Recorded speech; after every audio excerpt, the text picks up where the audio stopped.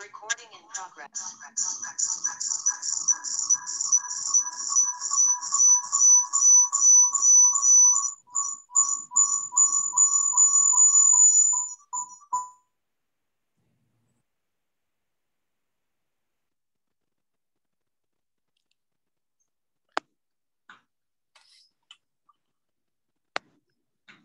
जय श्री कृष्ण। नमस्ते। आप सब लोग अपना अपना इंस्ट्रूमेंट म्यूट पे रख दीजिए।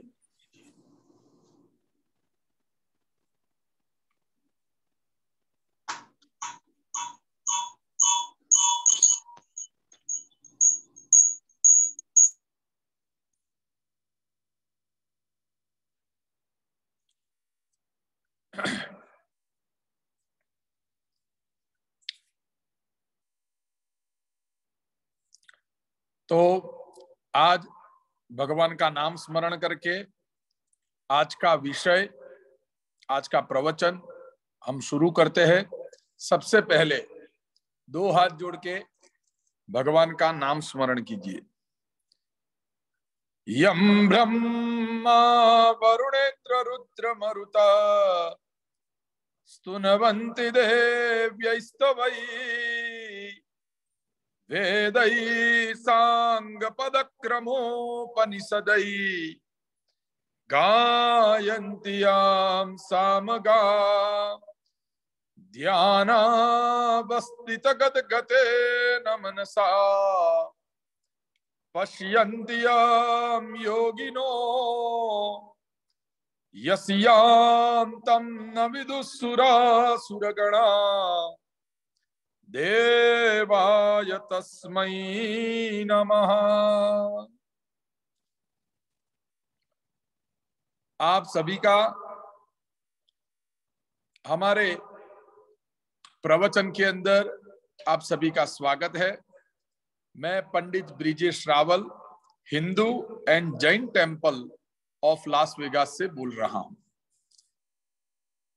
एवरी वेडनेसडे शाम को 6 बजे लास वेगास के टाइम अनुसार 45 मिनट्स टू 1 आवर का हमारा ये धार्मिक प्रवचन होता है।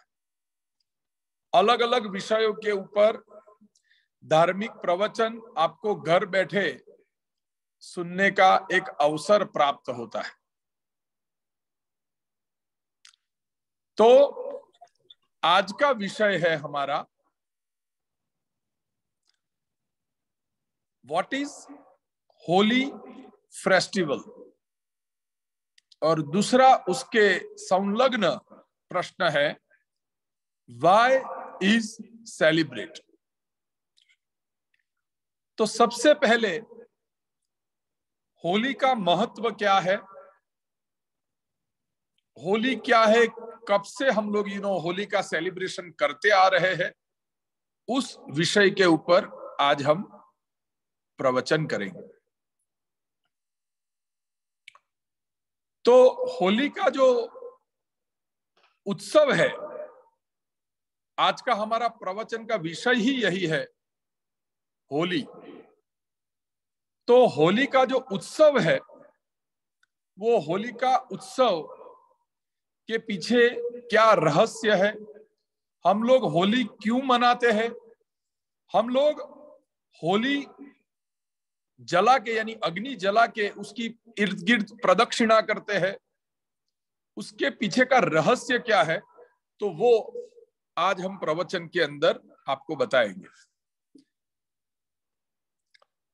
तो होली का जो शब्द है वो हिरण्यकश्यपु जो एक दानव था, उसकी सिस्टर का नाम था होलिका, उसके ऊपर से ये फेस्टिवल का नाम पड़ा होली। हमारे पुराणों के ग्रंथ के अनुसार ऐसी एक कथा है कि भगवान ने वराह रूप जब धारण किया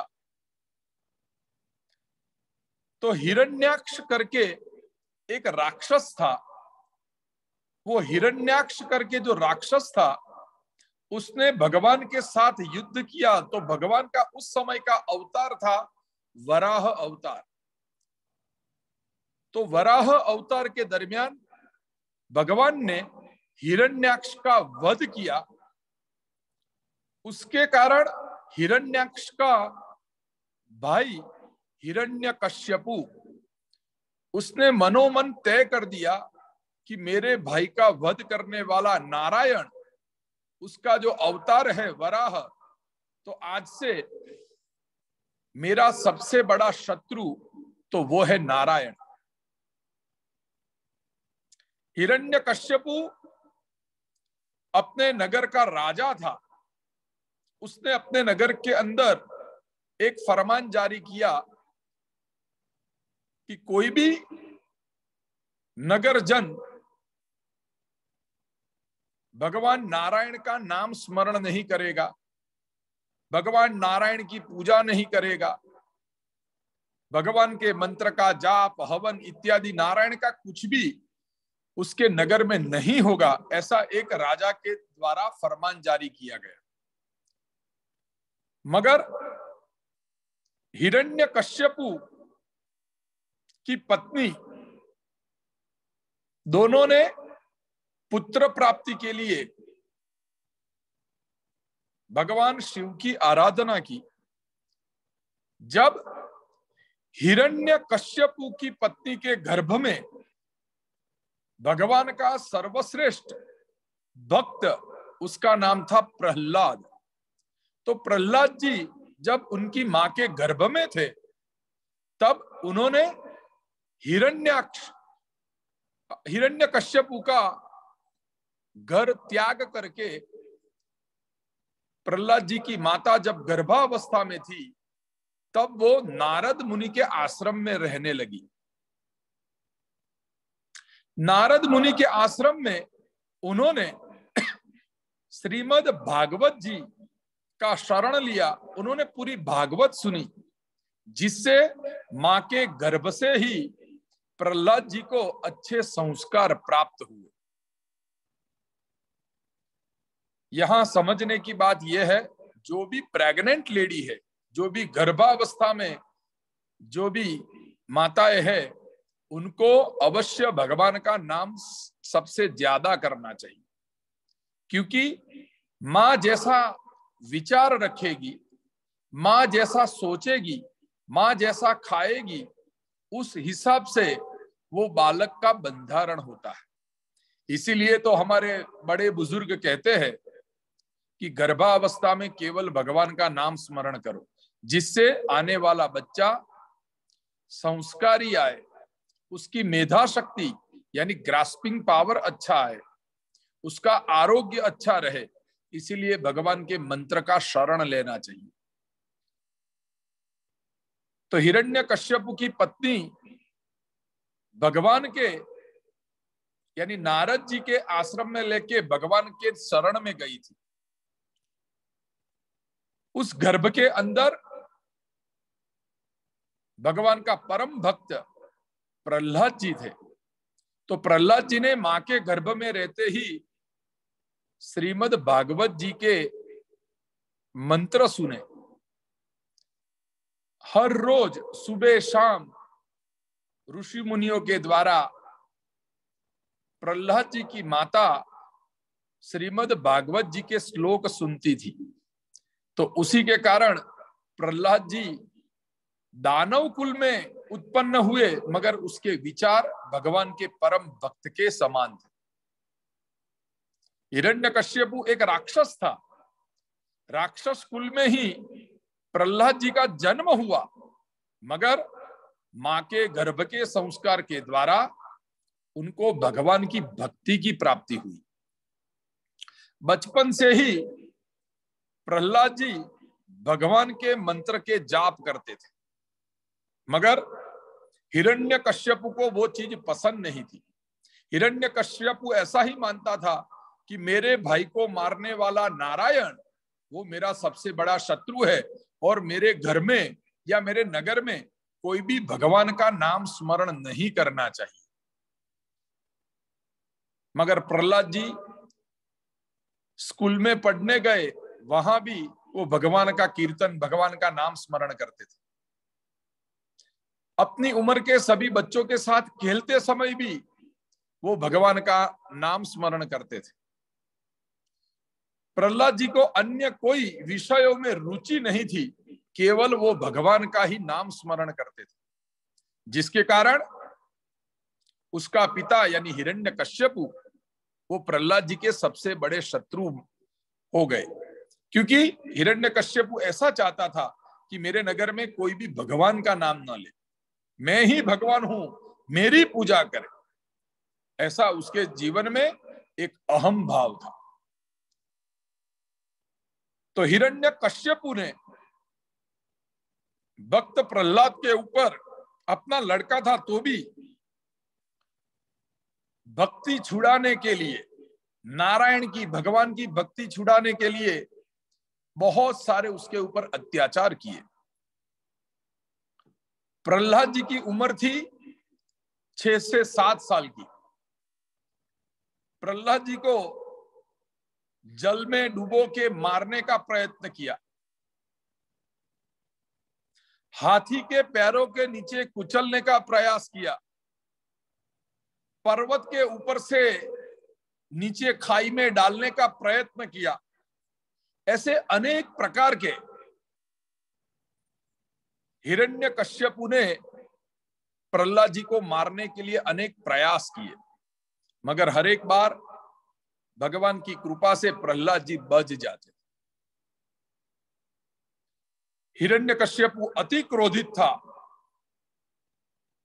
हिरण्यकश्यपु ने सोचा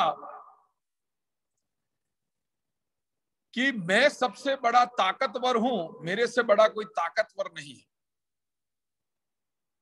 उसने हिरण्यकश्यपु की जो बहन थी होलिका, होलिका को ब्रह्मा जी के द्वारा एक वरदान प्राप्त था कि होलिका माथे के ऊपर चुंदड़ी धारण करके अग्नि के अंदर प्रवेश करे तो अग्नि उसको जलाएगा नहीं, ऐसा उसको वरदान प्राप्त था। उस समय हिरण्यकश्यपु ने सोचा कि अब मेरा पुत्र जो प्रहलाद है वो भगवान का नाम लेना नहीं छोड़ता, उसको मैं अग्नि के अंदर जला के मार डालूंगा। पूरे नगर के अंदर ये समाचार सबको पता चले कि भाई फाल्गुन मास के अंदर फुल मून यानी पूर्णिमा के दिन शाम को सनसेट के समय अग्नि जलाया जाएगा और उसके अंदर, अग्नि के अंदर होलिका की गोदी में प्रहलाद जी को बिठा के अग्नि प्रज्वलित करा जाएगा, जिससे होलिका तो नहीं जलेगी मगर प्रहलाद जी अग्नि के अंदर जल के भस्म हो जाएंगे। ये समाचार पूरे नगर में फैल गया। सभी लोग भक्त प्रहलाद को बहुत प्यार करते थे,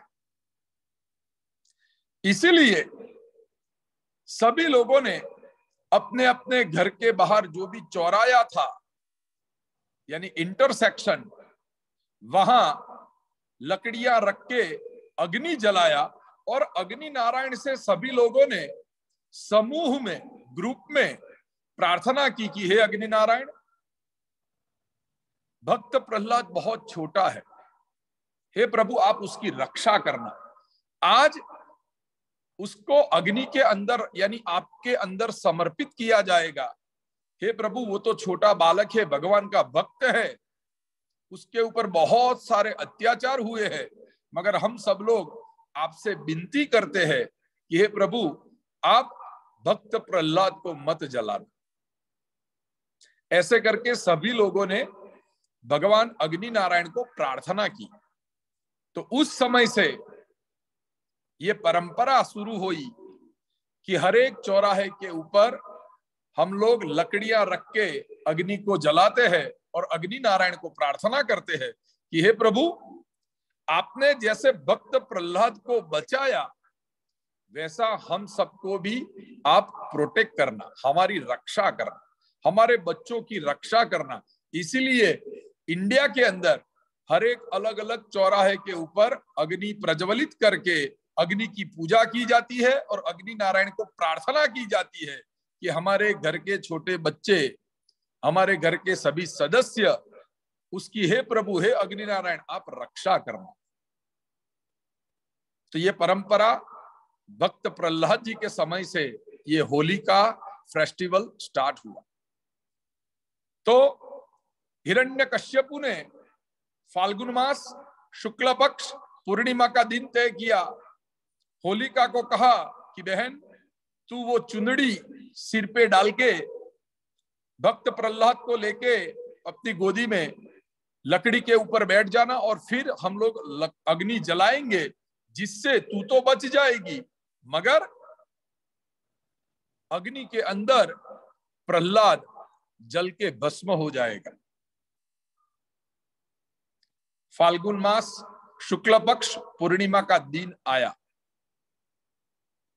उस दिन सभी गांव वाले अपने अपने इंटरसेक्शन पे यानी चौराहे पे छोटे छोटे अग्नि जला के अग्नि नारायण को सभी लोग प्रार्थना करते थे कि हे प्रभु, हमारे भक्त प्रहलाद का रक्षण करना। समूह में की गई प्रार्थना अवश्य परमात्मा स्वीकार करते हैं। जैसे ही होलिका अपनी गोदी में भक्त प्रहलाद को लेके बैठी, लकड़ी के आसन के ऊपर काफी सारी लकड़ियां आसपास थी, और जैसे ही अग्नि जलाया, जोर से पवन आया और होलिका के मस्तक के ऊपर जो चुंदड़ी थी वो वहां से उड़ गई और होलिका जलने लगी।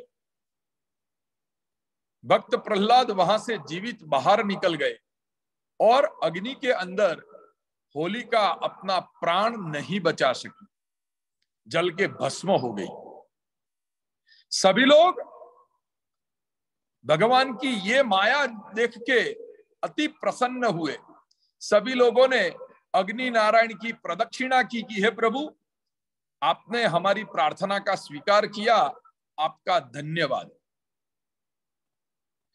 अग्नि ने भक्त प्रहलाद को जीवित बचा लिया। सब लोग उसी खुशी में दूसरे दिन तक एक दूसरे के ऊपर अलग अलग कलर के रंग डालने लगे, एक दूसरे के ऊपर गुलाल इत्यादि कलर से एक दूसरे को अपनी खुशी व्यक्त करने लगे। इसीलिए आज हम लोग होली के फेस्टिवल में एक दूसरे के ऊपर रंग डालते हैं। तो ये रंग डालने का अर्थ भी यही है, गुलालम प्रीतिवर्धनम। सभी लोगों ने एक दूसरे के ऊपर कलर में कौन सा कलर डालना शुरू किया? तो गुलाल। तो गुलाल एक दूसरे के ऊपर डालने से धर्मशास्त्र क्या कहता है कि क्या फल मिलता है? तो एक दूसरे के अंदर प्रेम भावना बढ़ती है, इसलिए एक दूसरे के ऊपर हम गुलाल रंग डालते हैं होली के अंदर। तो सब लोग एक दूसरे के ऊपर उत्सव की तरह कलर डालने लगे, एक दूसरे के ऊपर रंग डालने लगे। ये उत्सव दूसरे दिन तक भी चला, मगर जिस लोगों के पास कलर नहीं था, रंग नहीं था, तो एक दूसरे के ऊपर गांव की मिट्टी, धूल एक दूसरे के ऊपर डालने लगे। इसलिए होली का नेक्स्ट डे हम लोग कहते हैं धुलेटी। तो धुलेटी शब्द इसलिए पड़ा कि लोगों के पास कलर यानी रंग खलास हो गए थे, मगर अपना खुशी, अपना उत्सव मनाने के लिए उन लोगों ने एक दूसरे के ऊपर गांव की धूल डालनी शुरू कर दी। इसीलिए होली का नेक्स्ट डे जो है उसको धुलेटी कहा जाता है। तो एक दूसरे के ऊपर लोग धूल डालने लगे। शाम का समय हुआ तो फिर लोग पानी के साथ होली मनाने लगे। तो एक दूसरे के ऊपर पानी का छिड़काव किया। तो आज वो भी परंपरा चालू है कि सुबह से शाम तक लोग एक दूसरे के ऊपर रंग डालते हैं, धूल डालते हैं और उसके बाद शाम के समय लोग पानी से होली खेलते हैं। बच्चे लोग छोटी छोटी पिचकारी में पानी भर के एक दूसरे के ऊपर डालते हैं। तो वो परंपरा भक्त प्रहलाद के समय से शुरू हुई है। तो ऐसे करके लोगों ने अपनी खुशी व्यक्त की कि हिरण्य कश्यपु जो था, उसने, हिरण्यकश्यपु ने भक्त प्रहलाद के ऊपर अनेक प्रकार के अत्याचार किए। जब पाप का घड़ा पूरा भर गया, तब भगवान ने सोचा अब मेरा एक अवतार धारण करने का समय आया है, और वो भगवान का अवतार है नृसिंह अवतार। नृसिंह अवतार का अर्थ यह है नर प्लस प्राणी का स्वरूप, वो है नृसिंह अवतार। उसकी संधि छुटी करके आप देखो तो नृषि का संधि छुटी ऐसी होती है नरसिंह, नर यानी मनुष्य, सिंह यानी लायन। तो आधा शरीर नर का और आधा शरीर सिंह का यानी लायन का। तो भगवान ने सोचा अब मेरे भक्त के ऊपर अतिशय अत्याचार हो रहे हैं, उसकी रक्षा के लिए अब मुझे अवतार धारण करना पड़ेगा। किंतु हिरण्यकश्यपु के पास ऐसे वरदान उसने भगवान से मांगे थे, शिव जी से, ब्रह्मा जी से उपासना करके उसने ऐसा वरदान मांगा था कि ना मेरा मृत्यु कोई नर या कोई नारी या कोई पशु से होगा। सुबह के समय भी मैं नहीं मर सकता और रात्रि के समय भी मैं मर नहीं सकता। अस्त्र से भी नहीं मर सकता और शस्त्र से भी नहीं मर सकता। कोई विद्या के द्वारा भी मेरा मृत्यु नहीं हो सकता। आकस्मिक या कुदरती मेरा मृत्यु नहीं हो सकता। पृथ्वी के ऊपर या आकाश के अंदर मेरा मृत्यु नहीं हो सकता। मेरे घर के अंदर या मेरे घर के बाहर मेरा मृत्यु नहीं हो सकता। तो ऐसा उसने भगवान ब्रह्मा जी से वरदान मांगा था कि घर के अंदर घर के बाहर मेरा मृत्यु नहीं हो सकता। अस्त्र और शस्त्र के द्वारा भी मेरा मृत्यु नहीं हो सकता। नर भी मुझे नहीं मार सकता, नारी भी मुझे नहीं मार सकती, या कोई प्राणी भी मुझे नहीं मार सकता। तो ऐसा वरदान मांगा था। तब एक समय ऐसा आया कि भगवान ने ही ये माया रची। हिरण्यकश्यपु अति क्रोधित में था। उसने भर सभा के अंदर प्रहलाद जी को बुलाया और कहा कि ये एक पिल्लर है, क्या ये पिल्लर के अंदर तेरा भगवान है? प्रहलाद जी ने कहा मेरा परमात्मा, मेरा प्रभु, मेरा स्वामी वो यत्र तत्र सर्वत्र विराजमान है। तब हिरण्यकश्यप ने कहा कि ये जो पिल्लर है उसको मैं जलाता हूं और उसको तू भेंट ले, तब मैं मानूंगा कि तेरी भक्ति सही है। उसने ऐसा किया, अग्नि की ज्वाला जलाई।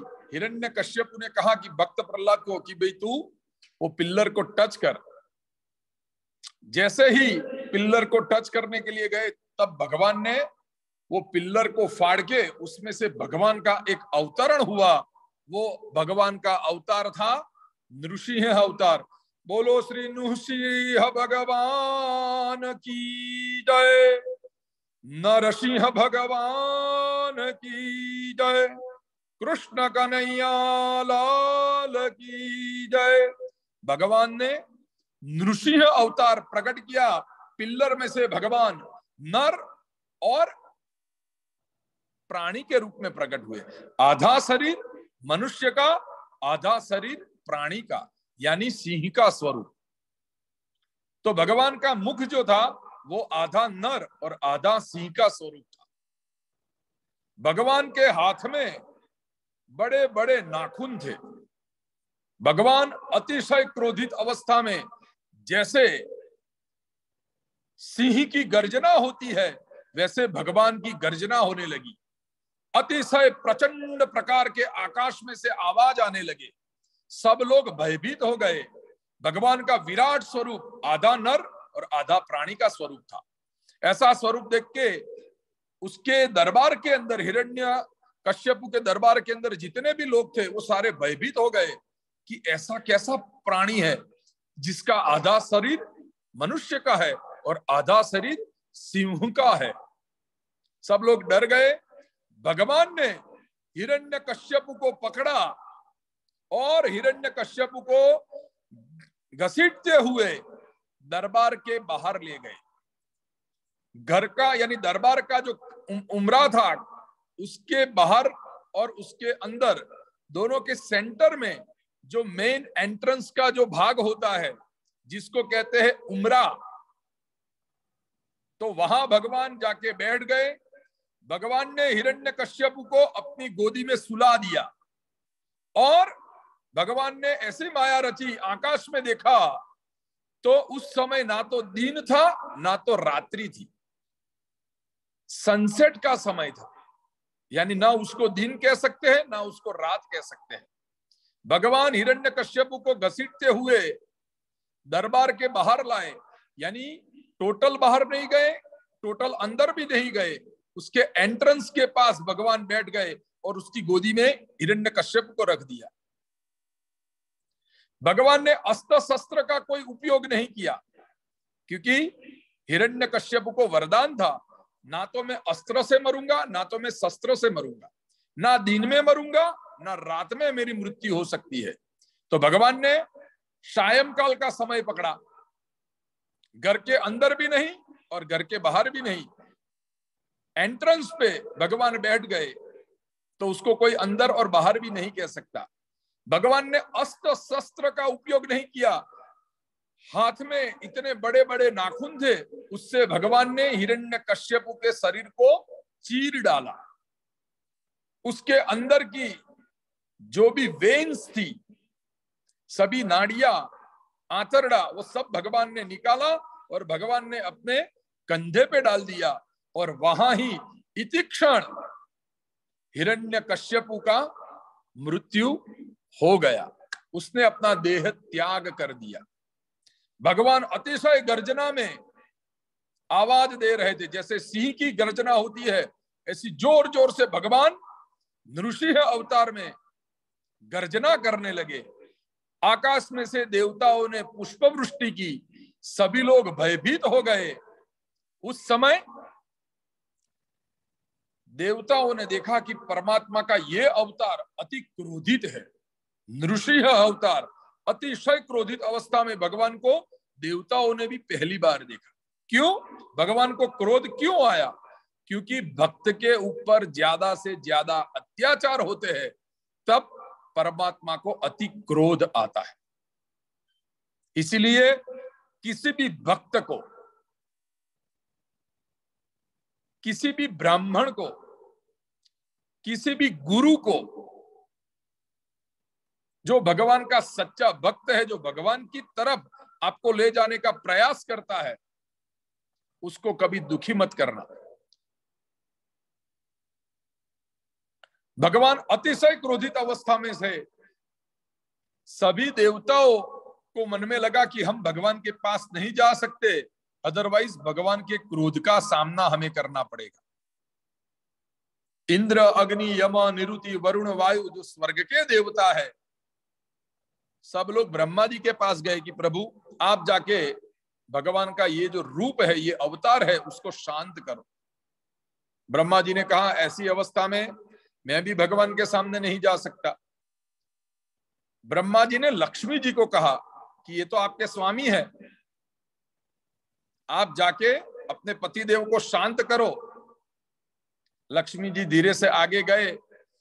लक्ष्मी जी ने भगवान का ये विराट स्वरूप देखा, अति क्रोधित स्वरूप देखा, भगवान की गर्जना सुनाई दी।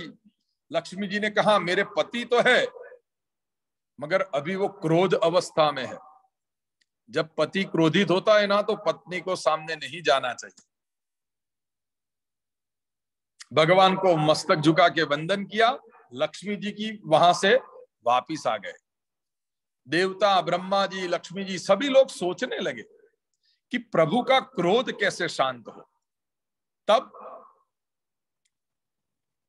ब्रह्मा जी ने कहा कि भगवान क्रोधित क्यों हुए, तो उसका कारण था भक्त के ऊपर का अत्याचार।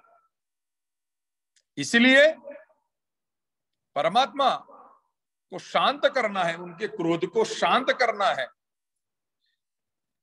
तो भक्त प्रहलाद को भगवान के पास भेजो। प्रहलाद जी की उम्र थी करीबन 8 साल की। देवताओं ने प्रहलाद जी को कहा कि भगवान का क्रोध शांत हो, इसलिए हे बेटा तू भगवान के पास जा। प्रहलाद जी विनम्र भाव से भगवान के मंत्र का जाप करते हुए ओम नमो भगवते वासुदेवाय, उस मंत्र का जाप करते हुए भगवान के सन्मुख गए, भगवान को नतमस्तक प्रणाम किया और भगवान के पास जाके भगवान की गोदी में बैठ गए। भगवान अति क्रोधित अवस्था में थे। प्रहलाद जी को देखा, नृसिंह आधा मनुष्य आधा सिंह का स्वरूप, भगवान अपनी जिह्वा से भक्त प्रहलाद को चाटने लगे। जैसे जैसे भक्त प्रहलाद के गालों को भगवान चाटने लगे, धीरे धीरे धीरे धीरे करके भगवान का क्रोध शांत होने लगा। देवताओं ने जैसे ही भगवान का क्रोध संपूर्ण शांत हुआ, भगवान के ऊपर आकाश में से देवताओं ने पुष्प वृष्टि की, भगवान का जय घोष किया, बोलो श्री नृसिंह भगवान की जय, कृष्ण कन्हैया लाल की जय, द्वारिकाधीश की जय। पुष्प वृष्टि हुई, भगवान नृसिंह का सभी देवताओं ने दर्शन किया, परमात्मा अति शांत अवस्था में आ गए। भगवान ने नृसिंह अवतार में भक्त प्रहलाद को कहा कि हे प्रहलाद, तुझे क्या चाहिए, तेरी भक्ति से मैं प्रसन्न हुआ। भगवान कब प्रसन्न होते हैं, तो भागवत जी के अंदर ऐसा श्लोकों के अंदर लिखा हुआ है कि भगवान को ना तो सोने मोर हीरे जवाहरात कुछ नहीं चाहिए। भगवान प्रसन्न है तो केवल और केवल भगवान भक्त से प्रसन्न है। भक्त की महिमा भगवान के स्थान में सबसे ऊंची है। जो भक्त है, जो भगवान का निरंतर जाप करते हैं, जो भगवान की शरणागति में रहते हैं, उससे परमात्मा प्रसन्न होते हैं। भगवान ने कहा, हे प्रहलाद, तेरी भक्ति से मैं प्रसन्न हूं, तुझे जो मांगना है मांग। प्रहलाद जी ने विनम्र भाव से भगवान की स्तुति की है, भागवत जी में उसका वर्णन है। स्तुति करने के बाद प्रहलाद जी ने भगवान से कहा, प्रभु मुझे 2 वरदान दीजिए। भगवान ने कहा, प्रहलाद आज तेरे पे मैं अति प्रसन्न हूं, तूने मेरी भक्ति के कारण कितना कष्ट सहा है, तू जो मांगेगा मैं वरदान में तुझे दूंगा। प्रहलाद जी ने कहा, प्रभु मुझे सिर्फ 2 आशीर्वाद दो। भगवान ने कहा, बोलो। प्रहलाद जी ने कहा, प्रभु मेरे पिता हिरण्यकश्यपु, उन्होंने जीवन भर आपके साथ शत्रुता की, आपके साथ धर्म का अनादर किया, अधर्म के द्वारा उन्होंने अपने नगर का पालन पोषण और रक्षण किया। मेरे पिता अधर्मी थे, मेरे पिता ने अनेक पाप कर्म किए हैं, मगर प्रभु वो तो मेरे पिता तो है। मैं मेरे पिता की असदगति मैं नहीं चाहूंगा, उनको नरक में वास मिले ऐसा मैं कदापि नहीं चाहूंगा। तो प्रभु मेरी आपसे एक विनती है कि मेरे पिता को मोक्ष गति प्राप्त हो। चाहे उन्होंने मेरे पे जितने भी अत्याचार किए हैं, मगर मैं उनका पुत्र हूं। तो प्रभु पुत्र का ये धर्म है कि पिता को सदगति प्राप्त हो, उसीलिए भगवान का सत्कर्म करे।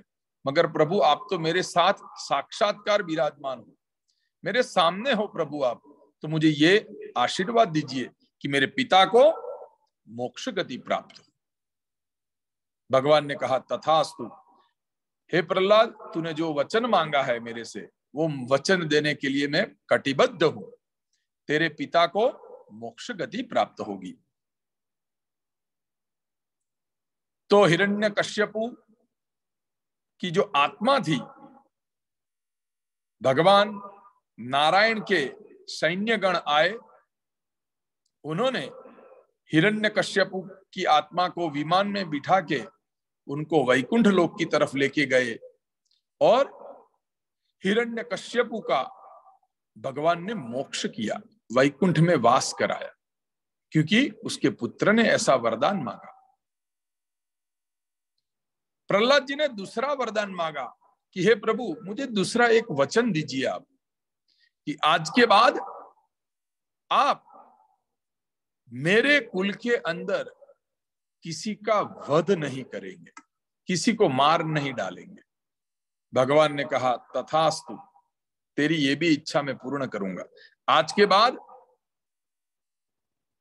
तेरे वंश के अंदर जो भी लोग जन्मेंगे, चाहे अच्छे हैं या बुरे, मगर मैं किसी का वध नहीं करूंगा।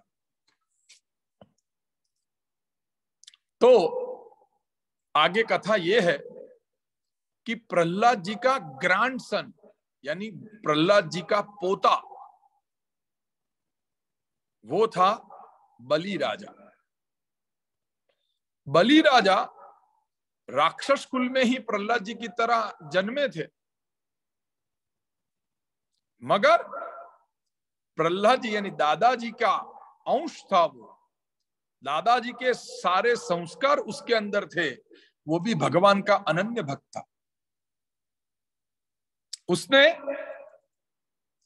बलि राजा ने, जब से वो राजा बने तब से बलि राजा अनेकों अनेक यज्ञ करने लगे।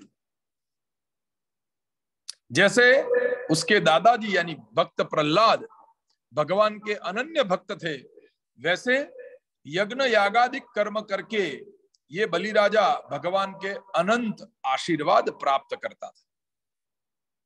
उसके आचार्य थे शुक्राचार्य जी। पहले के जमाने में कई महीनों तक, कई सालों तक यज्ञ चलते थे। आजकल तो हम 2 घंटे भी पूजा में बैठना है तो हम परेशान हो जाए, घड़ी देखने लगे, मगर पहले के जमाने में जो शास्त्रों में लिखा है, अनेकों अनेक यज्ञ वो करते थे। और 1 दिन 2 दिन का नहीं, कई महीनों का, कई सालों तक वो यज्ञ चलते थे। तो प्रहलाद के ग्रैंडसन, प्रहलाद जी के ग्रैंडसन जो थे, उनका नाम था बलि राजा। बलि राजा ने जब से वो राजा बने तब से अनेकों अनेक यज्ञ करना शुरू कर दिया। उनके आचार्य शुक्राचार्य थे, अति विद्वान। शुक्राचार्य जी उनके साथ अलग अलग प्रकार के यज्ञ कराते थे, और यज्ञ के बल से इतना एनर्जी, इतनी पावर उनके पास आ गई कि उन्होंने भुहु, भुवः और स्वः यानी पाताल, पृथ्वी और स्वर्ग लोगों को जीत लिया। देवता लोग त्राहिमाम हो गए। देवता लोग ब्रह्मा जी के पास गए, प्रभु बलि राजा का सामना हम नहीं कर सकते, इतना पुण्य बल है उसके पास, जिसके द्वारा स्वर्ग के सभी देवता उसके साथ युद्ध करे तो भी हम जीत नहीं पाए, हम लोग हार गए। स्वर्ग लोग के ऊपर पृथ्वी लोक के ऊपर और पाताल लोक के ऊपर, हे प्रभु, आज बलि राजा का राज है। वो तीनों लोकों के राजा बन गए हैं। ब्रह्मा जी ने कहा, उसका उत्तर मेरे पास भी नहीं है कि आपको मैं वापस कैसे दे सकूं स्वर्ग लोक। आप नारायण के पास जाओ, भगवान से विनती करो, वो कुछ रास्ता दिखाएंगे। देवता लोग भगवान नारायण के पास गए, हे प्रभु, अपने तपोबल से, यज्ञ के बल से, पुण्य के कर्म से बलि राजा ने आज पृथ्वी, पाताल और स्वर्ग तीनों लोगों के ऊपर अपना साम्राज्य स्थापित कर दिया है। प्रभु, हम लोग स्वर्ग लोक से बाहर हो गए हैं। हे प्रभु, हम कहां जाए? आप हमें कोई उत्तर, कोई समाधान दीजिए। भगवान ने कहा, आज की क्षण में मैं आपकी मदद नहीं कर सकता।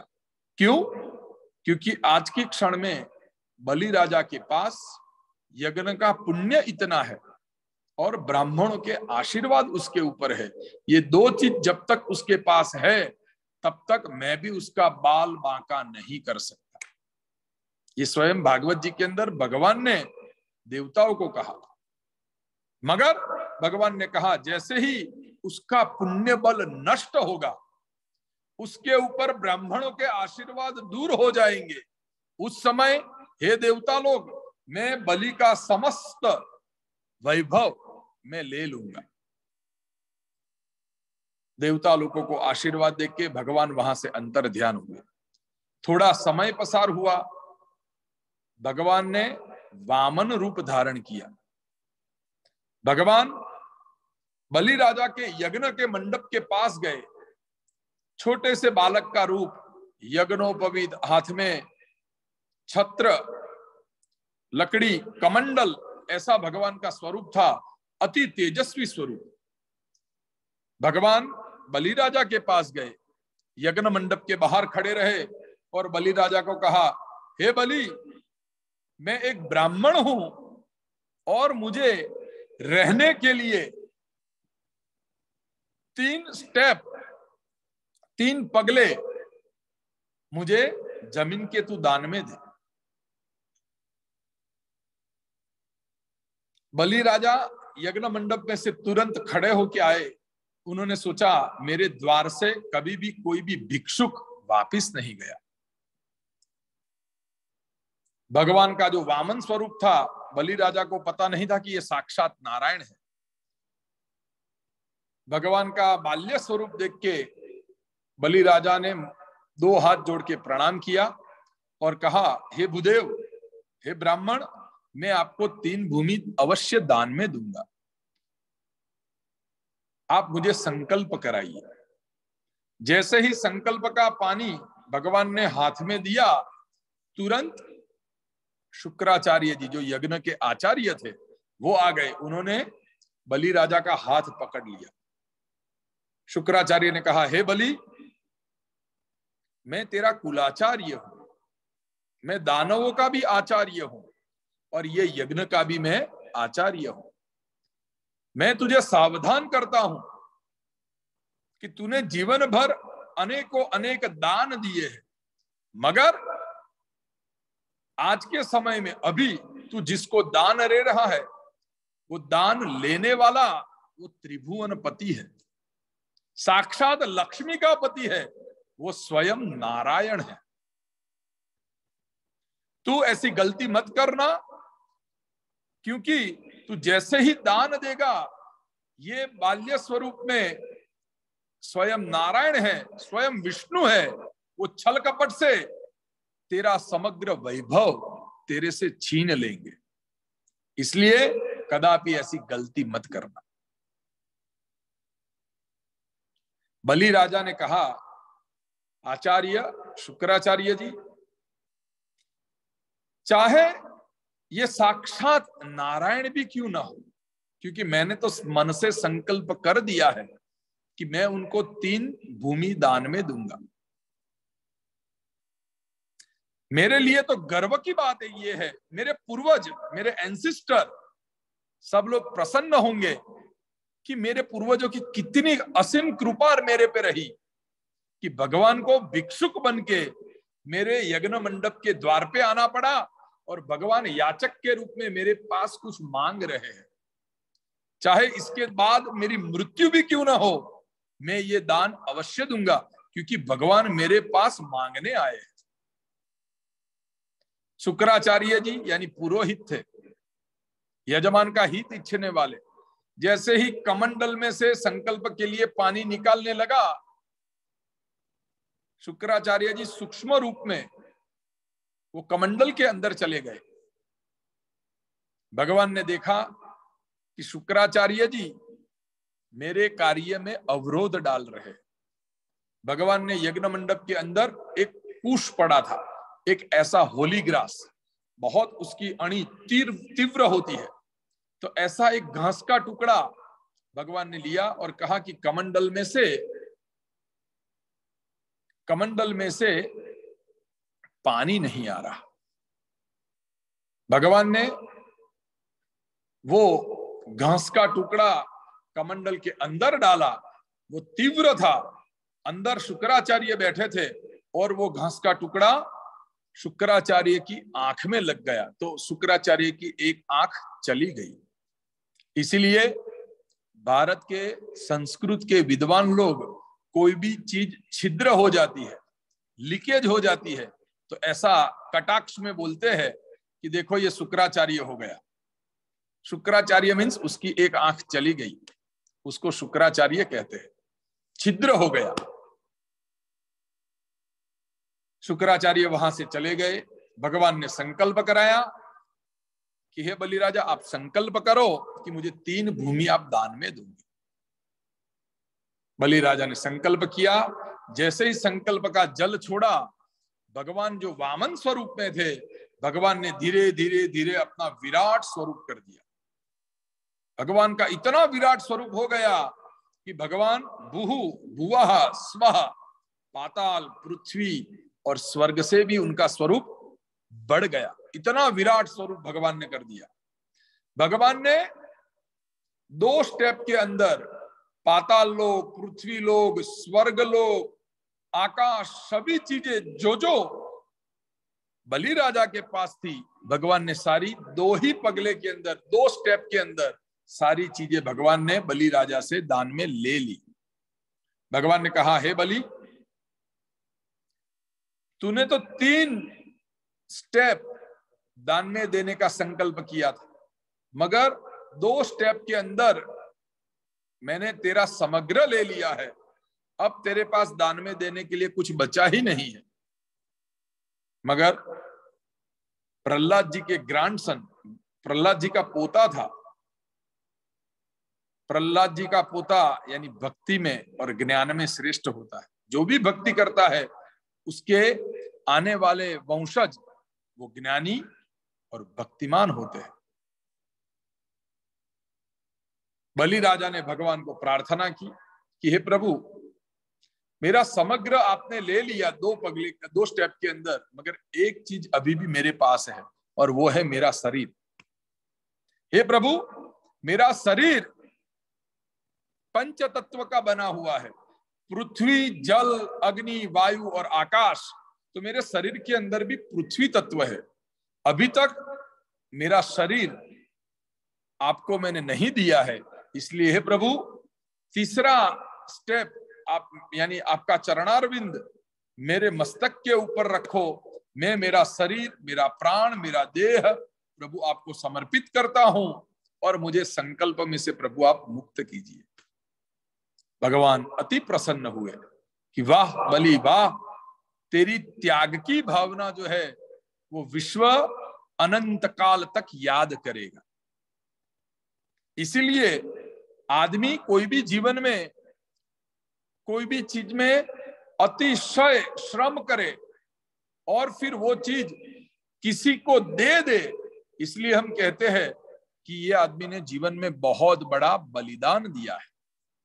तो बलि राजा ने जो दान दिया था भगवान को, इसलिए कोई भी आदमी जीवन में किसी भी प्रकार का श्रेष्ठ दान देता है, बड़ा सा त्याग करता है, तो हम उसको कहते हैं इसने जीवन में बहुत बड़ा बलिदान दिया है।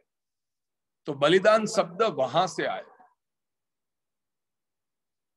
भगवान ने बलि राजा के मस्तक के ऊपर पैर रखा और वहां से बलि राजा को भगवान ने 7 पाताल लोक में सबसे लास्ट जो है वहां उस पाताल लोक के अंदर बलि राजा को भगवान ने भेज दिया। भगवान ने कहा, मैंने तेरे दादाजी को वचन दिया था, प्रहलाद जी को भगवान ने वचन दिया था कि मैं कभी भी तुम्हारे वंश के अंदर किसी का भी वध नहीं करूंगा। इसलिए हे बलि, तू एक काम कर, मैं तुझे चिरंजीवी का आशीर्वाद देता हूं और तू 7वें पाताल लोक में तू जाके तेरा गृह बना, तेरा घर बना और उस पूरे 7वें लोक का जो पाताल लोक जो है उसका राजा मैं तुझे घोषित करता हूं। इसीलिए तो कहा जाता है कि जो 7 चिरंजीवी है उसमें बलि राजा है।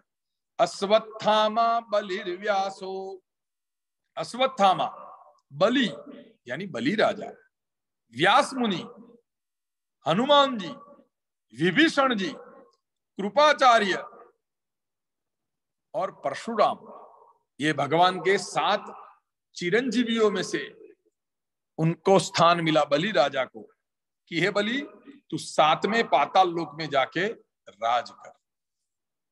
तो इसीलिए आज का जो हमारा विषय था होली, तो होली हम इसीलिए बनाते हैं कि होली के दर्शन करने से, होली के अग्नि की प्रदक्षिणा करने से हमारे जीवन में हमारे वंश की भगवान एक तो रक्षा करता है। भक्त प्रहलाद की तरह हमारे जीवन में भी भक्ति बढ़े, इसलिए होली का फेस्टिवल हम लोग सेलिब्रेट करते हैं। तो होली मनाने से एक दूसरे में प्रेम बढ़ता है, एक दूसरे के ऊपर इसीलिए तो रंग डालते हैं, पानी डालते हैं, जिससे एक दूसरे के बीच में स्नेह प्रेम बढ़े। अग्नि का दर्शन करने मात्र से हमारे जीवन में अग्नि नारायण और भगवान साक्षात वैकुंठ अधिपति नारायण वो हमारी रक्षा करते हैं, बच्चों की रक्षा करते हैं।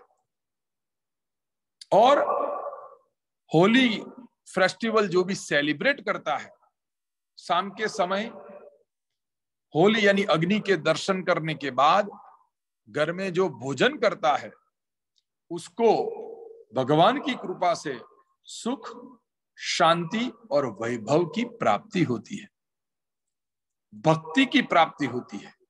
इसीलिए होली का उत्सव हमें धाम-धूम से मनाना चाहिए। होली का पर्व यानी रंगों का पर्व, रंग यानी एक दूसरे के अंदर स्नेह भावना, प्रेम भावना बढ़े, इसीलिए वो कलर फेस्टिवल भी माना जाता है। होली का उत्सव, उससे सबसे ज्यादा हमें जो फायदा होता है वो है भक्ति मार्ग का। भगवान की भक्ति करके कैसे सुख को प्राप्त करना, वो जो पर्व हमें सिखाता है वो है होली पर्व। तो 2 प्रकार की होली हम सेलिब्रेट करते हैं, एक होली और दूसरा धुलेटी। भारत के कई सारे राज्यों में छोटी होली और बड़ी होली ऐसे नाम से भी जाना जाता है। शास्त्रों में कहा है एक दिन होली और दूसरे दिन धुलेटी, क्योंकि लोग धूल के साथ अपना उत्सव मना रहे थे, अपनी खुशी व्यक्त कर रहे थे, इसलिए नेक्स्ट डे को कहा जाता है धुलेटी। भगवान वृंदावन के अंदर विराजमान है, वृंदावन के अंदर अनेक प्रकार की होली खेलते हैं। रंगों की होली, पुष्प की होली, लाठी की होली, पानी की होली, अनेक प्रकार की होली के दर्शन वृंदावन के अंदर होते हैं। भगवान श्री कृष्ण के साथ वैष्णव लोग, भक्त लोग भगवान के साथ होली खेलने का पर्व मनाते हैं। तो ये होली का पर्व आपके और आपके परिवार के अंदर भक्ति लाए, भगवान की भक्ति करते करते आपको अंत में मोक्ष गति प्राप्त हो, ऐसा महापर्व वो है होली का पर्व। तो आप सबको आने वाले होली के महापर्व की बहुत बहुत सारी शुभकामनाएं। भगवान आप सबकी मनोकामना पूर्ण करे, यही मेरे आशीर्वाद। होली का दर्शन करो, होली की पूजा करो, जिससे वो करने मात्र से मनुष्य का कल्याण होता है। तो आज का आशीर्वाद देता हूं, सब लोग दो हाथ जोड़िए। अवश्य होली यानी अग्नि जो जलाया जाता है उसके दर्शन कीजिए, पानी के कलश लेके उसकी एक परिक्रमा कीजिए। आपके पास चंदन, कुमकुम, राइस, फ्लावर वो है, वो अग्नि की पूजा करते समय अग्नि में समर्पित कीजिए। शक्य हो तो एक कोकोनट यानी नारिकेल वो अग्नि के अंदर समर्पित कीजिए, वो शुभ माना जाता है। इंडिया के अंदर तो ये पर्व के दरमियान कॉइन्स जो होते हैं, वो कॉइन्स हम लोग अग्नि के अंदर डालते हैं, और जैसे ही दूसरे दिन अग्नि शांत हो जाता है, वो कॉइन्स निकाल के उसमें बीच में होल डाल के जो भी बच्चे को रात्रि को बुरे स्वप्न आते हैं तो उनके गले में हम धारण कराते हैं। तो होली का पर्व इस तरह से आप लोग सेलिब्रेट कीजिए। पॉपकॉर्न खाई जाती है, डेट्स उस दिन खाई जाती है, और पूरा भोजन होली के दर्शन करने के बाद आप लोग कर सकते हो। उस दिन ओम नमो भगवते वासुदेवाय, और दूसरा मंत्र है ओम नमो नारायणाय।